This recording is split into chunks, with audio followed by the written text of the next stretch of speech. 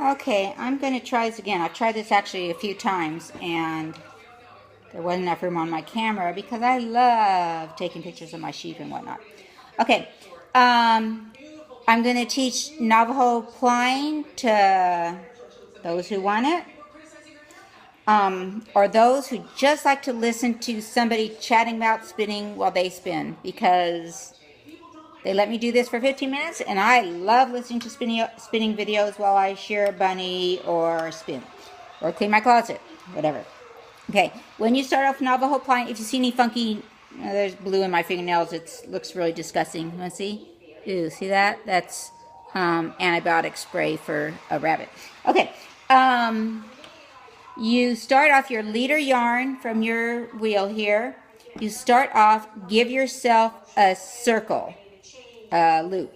Your circle can be from tying a loop and your single from your bobbin onto your leader.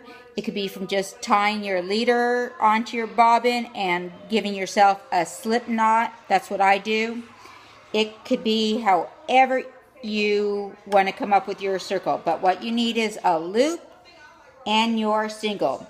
And what you're going to do to Navajo ply, it's going to give you 3 strands, is through your loop, you're going to grab that single and pull it up.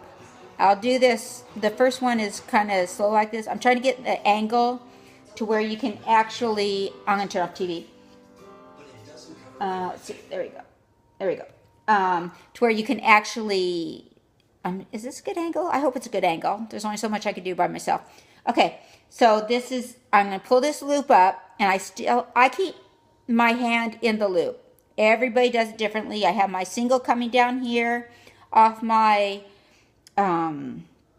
bobbin, and I'm plying the opposite way, and I'm running that twist. Let it run up the thing to the loop, and then I grab that single right here again and pull up. And you don't have to walk it up. Okay, and it's going. I'm going to go. Now you'll see some people complain about this. You know, I wish I spun novelty yarns. I mean, I can, and I do sometimes, but don't generally. You get a slight, I'm trying to find it now. Okay, a slight little lump, right? Let's see if you can get it. Where is it? I don't know how. Okay, I don't know if you can see it. You know, with 3 plies, the lumps don't bother me. Maybe it would be a bulkier lump. Okay, it's right there in the middle of the screen. Let me see if I do different twists. You can see. Okay, right there, right by the old lady vein in my arm, right there.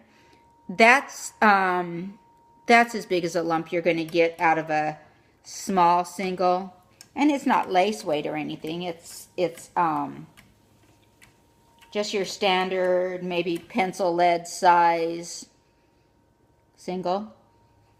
I did it a little bit thicker than normal because I want a bulkier yarn. I just want to do some quick projects, and most of my yarns end up being fairly fine, and I wanted some quick project yarns. So anyways, this bobbin that I'm plying from has several different critters from it, so I thought that would be fun. So I could, okay, so here we go. I'm gonna do it.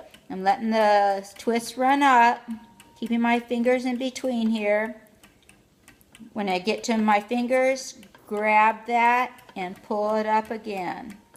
I'm trying to see if I could, okay, go slower. I know many of you probably know how to do this, and you may not be watching if you know how to do it. Anyways, so I'm letting the twist build up till I get to just the part of the loop where I can, it's like that, where I can comfortably have my hands in and grab.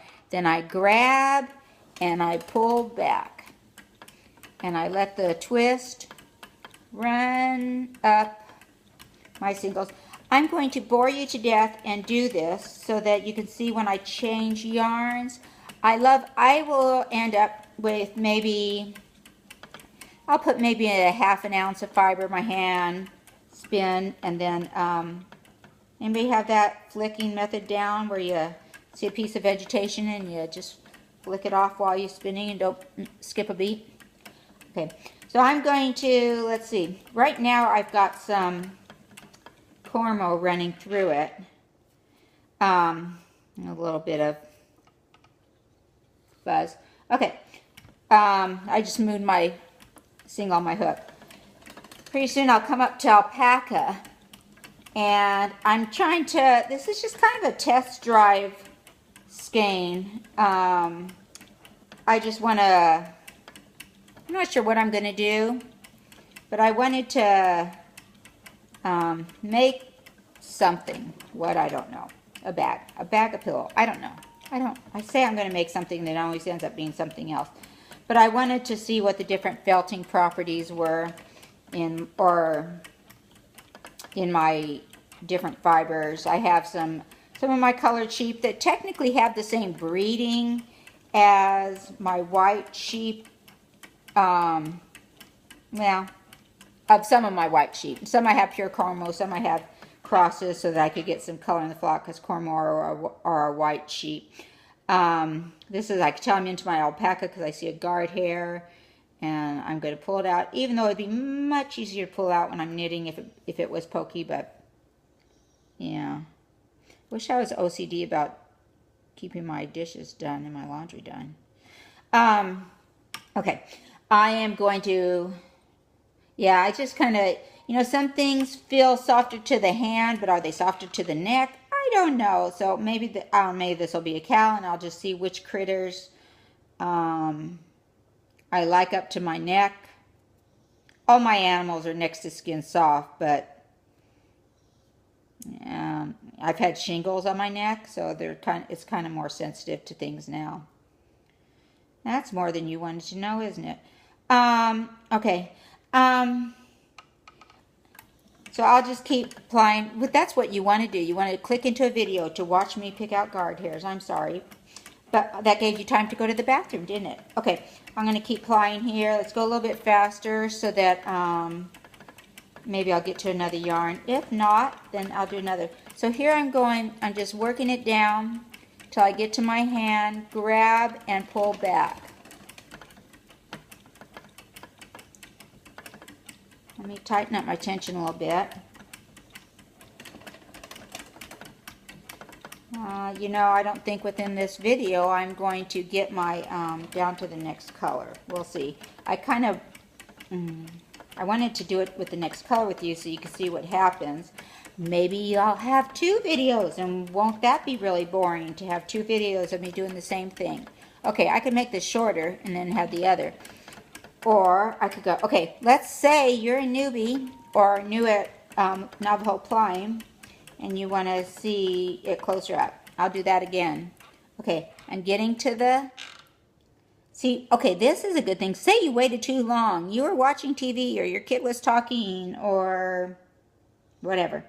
Your nose itched, and you plied or you spun too long in one direction, and now you've got this tiny little loop where you can't really grab your whole hand in. Just poke it through, get it with your finger, and then pull back. Sometimes I get distracted and I think, oh, you know, the loop's there already. Now I can't have my peaceful long drafting, but then that's always time to check your yarn, see if your twist is even, if you're not watching your twist all the time. Sometimes when you go really fast when you're plying, you can't really see the twist because, you know, it's moving. Anyways, so there you go. So, okay. I'm just going to let this run for the 15 minutes. You could turn me off whenever you want. You may have turned me off after 2 seconds of listening to me. I got an annoying voice, and I know it. Okay, there we are at the loop. Grab that single through and pull it back. This is a noisy wheel. It's a, it's a Louet.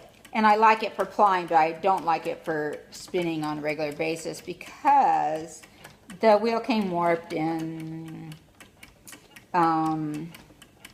yeah, anyways, but it works fine. It works great for plying. It's got a built-in skein winder, or one that I ordered anyways.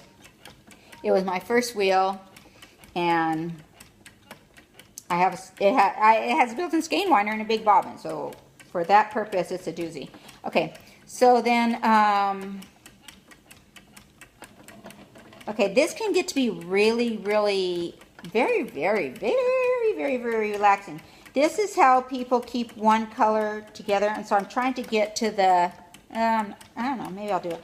I'm trying to get to the change of colors. I've already changed from sheep to alpaca, and that might be a problem when, I know I'm going to have a problem when I get to this one merino that I got from somebody else. It had a yolk stain, and I thought, oh, well, it'll be kind of pretty yellow, and we'll just go ahead with that. And it does look okay.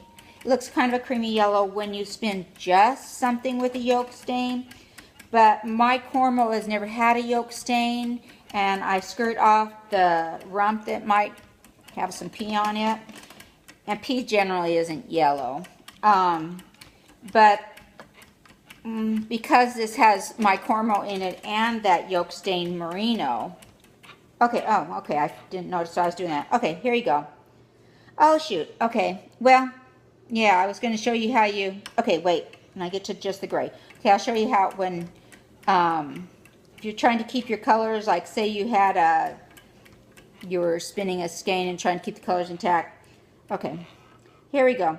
What generally people do is, see if this comes to white pretty soon, is they'll apply up to, they'll use this chain method up to their color, but I forgot I was going to do that for you, and I caught some of the gray and the white, but they apply up to, oh, I didn't want my face in there.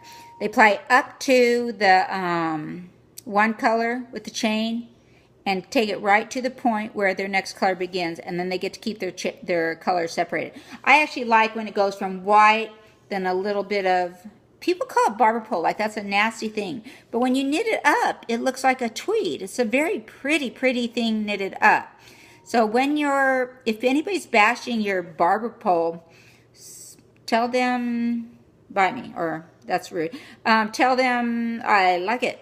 Because when you knit it up, the samples knitted up are beautiful. It's one of my favorite yarns. Really, really, really one of my favorite yarns. In the skein, not so cute. I mean, you know. But knitted up, amazing. So embrace the barber pole because it really is pretty yarn. I could show you some things that are knitted up from it. Darn, I should have had that. Okay, anyways, so there you go. So it's moved on to the gray. Now I'll have some... solid gray yarns in here, and this is from an alpaca of mine, and I have a brief, I don't know, I think I downloaded it, but I don't know for sure, a brief little combing thing where I showed you. I just combed it once because it had a lot of vegetation in it. I just ran it through the comb mill mini comb, well, maybe one pass or two passes, and then stuck it between my legs and just used it right off of the combs. And I liked it. All the vegetation fell out, or most of it. The rest is on my lap right now. And okay, here you go. I'm gonna do one last grabby for you. Grab that loop, pull it through. The white shows a lot better, doesn't it? Okay, and there. Oh, I lied. I'll do one more. Grab that loop, pull that loop back, let the chain run up, and I'll show you here because we're running out of time on the clock. And there you go. It is Navaho plied. That's about maybe I don't know, 4 ounces, 2 ounces there, because it's a big. Well, my bobbins to start off with on my Kromsky are pretty big, and then this goes my Louet one that's even bigger. Kromskys hold about 8 ounces. Louet, who knows? Probably depends how tight you pack it. But yeah, so you can go from one to the other